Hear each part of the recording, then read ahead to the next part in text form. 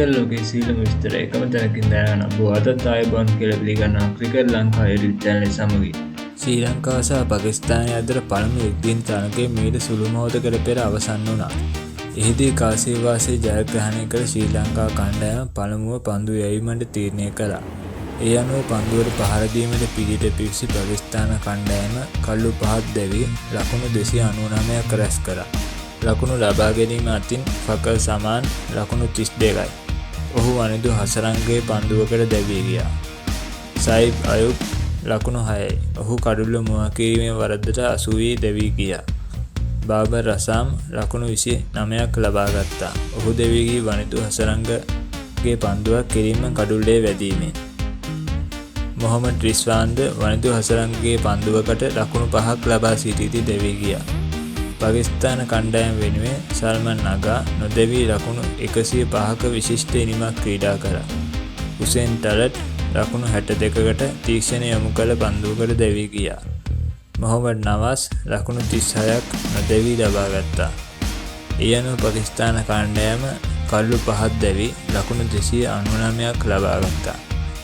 කල්ලු ලබා ගැනීම අතින් වනිදු හසරංග කල්ලු 3ක්ද අසිත පනාන්දු හා මහේෂ් තීක්ෂණ එක් කඩුල්ල බැගින්ද දවා ගත්තා.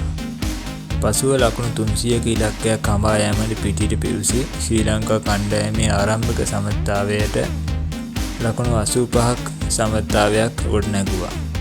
ආරම්භක ප්‍රතිකරු පැතුම් නිසංක ලකුණු 29යි. කමෙල් මිෂාර ලකුණු 38ක්ද ලබා ගත්තා. කමෙල් මිෂාර දැවී යාමෙන් පසු පිටිට පිවිසි කුසල් මෙන්ඩිස් පළමු පන්දුවෙන්ම දැවී ගියා. කෙසේ වෙතත් මේ වන විට පිටිට පින්න පතිත වීම නිසා පාකිස්තාන වේග පන්දු යාමන්නන් යොමු කළ පන්දු දැඩිව දෝලනය වීමට පටන්ගෙන තිබුණා. මේ නිසා පළමු පන්දු වාර 6 තුල වයිට් පන්දු 18ක් යොමු වුණා. පසු පිටිට පිවිසි සදීර සමරවික්‍රම ලකුණු 39ක් හා නායක චරිත් අසලංක ලකුණු 32ක් ලබා ගත්තා. ජනිත් ලියනගේ ලකුණු 28යි. කමිදු මෙන්ඩිස් ලකුණු 9යි. වනිදු හසරංග ශ්‍රී ලංකාව වෙනුවෙන් වැඩිම ලකුණු වාර්තා කර ලකුණු 59ක් රැස් කළා. දුෂ්මන්ත ජමීර ලකුණු 7යි. මහේෂ් තීක්ෂණ ලකුණු 21ක්ද අසිත පනාන්දු ලකුණු ලබා ගත්තේ නැහැ. මේ අනුව ශ්‍රී ලංකා කණ්ඩායම පන්දු වාර 50 අවසානයේ කළු 9ක් දැවී ලකුණු 293ක් ලබා ගත්තා. ශ්‍රී ලංකාව හා පාකිස්තානය අතර පැවැත්වුණු මෙම පළමු එක්දින තරගය ශ්‍රී ලංකා කණ්ඩායම ලකුණු 6කින් පරාජයට පත් වුණා. කළු ලබා ගැනීම අතින් හැරිස් රවුෆ් කළු 4ක්ද නසීම් ෂා හා ෆහීම් අෂ්රෆ් කළු 2 බැගින්ද මොහමඩ් නවාස් එක් කඩුල්ලක්ද දවා ගත්තා.